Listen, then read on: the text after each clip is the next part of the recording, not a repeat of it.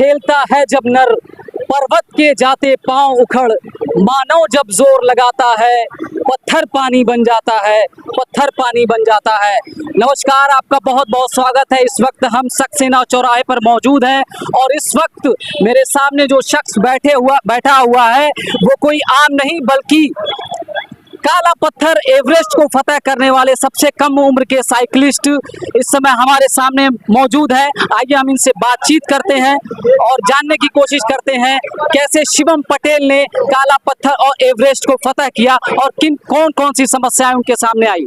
शिवम भाई, सबसे पहले आपको बहुत बहुत बधाई। और इस वक्त कैसा लग रहा है आपको? मैंने ऐसा एक्सपेक्टेशन नहीं किया था। सबसे पहले सभी को हाथ जोड़ के नमस्कार है और आपको भी बहुत बहुत धन्यवाद, आपने अपना कीमती समय निकाल के यहाँ पे आए और साथ ही साथ आपने मतलब इतना उत्साह देख के लोगों के अंदर इतना उत्साहित है लोग मुझे देखने के लिए। ये मेरे मतलब एक सपना है मेरे लिए जो मैं जी रहा हूँ अभी। बिल्कुल, ये एक आपने इतिहास रचा है और महाराजगंज का नाम जिस तरह से आपने रोशन किया है वो अद्भुत है, अविस्मरणीय है। मैं जानना चाहूँगा कि हम लोग आप पूरा महाराजगंज आपको समय समय पर सोशल मीडिया पर देख रहा था और वहाँ पर जाने के बाद बहुत सारी समस्याएं आई, जैसा कि आपको वहाँ पर चढ़ने नहीं दिया जा रहा था, कुछ कमियाँ हुई। उन सारी समस्याओं के बारे में आप जरा बताएं हमारे चैनल को माध्यम से। देखिए, समस्याएं तो कहते ना, किसी भी कार्य में समस्याएं नहीं आएंगी तो आप सीखेंगे नहीं। समस्याएं आई, हमें उस चुनौतियों को पार करना था, हमें अपने देश का परचम लहराना था और हमारे ये जो जनता है जो यहाँ पे आए हैं, सोशल मीडिया पे सपोर्ट किए, हर तरह से सपोर्ट किए, फाइनेंशियल सपोर्ट किए।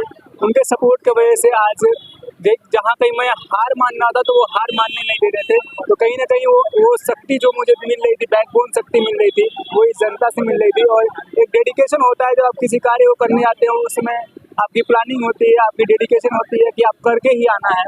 तो वो चीज़ें थी, कहीं ना कहीं जनता का भी प्यार था कि मैं वो कर पाया। और ये जज्बा कहाँ से पैदा हुआ आपके अंदर? कब आपको लगा कि मैं ये कर पाऊंगा? कब आपको कॉन्फिडेंस जगा कि ये मैं कर ले जाऊंगा इतनी बड़ी उपलब्धि? देखिए, पिछले 7 सालों से मैं साइकिलिंग कर रहा हूँ और पिछले 7 सालों में 4 साल तक मैं अपने आप को पूरा प्रैक्टिस में रखा। 4 साल तक मैं गोपनीय रहा, परिवार का भी सपोर्ट नहीं था उस समय पे और कहीं से भी सपोर्ट नहीं रहा था। KMT भी करता था मैं, माउंटेन जो ट्रैकिंग होती है वो भी करता था और साइकिल रेस भी करता था। जैसे गोरखपुर से अयोध्या तक मैं साइकिलिंग करता था प्रैक्टिस में।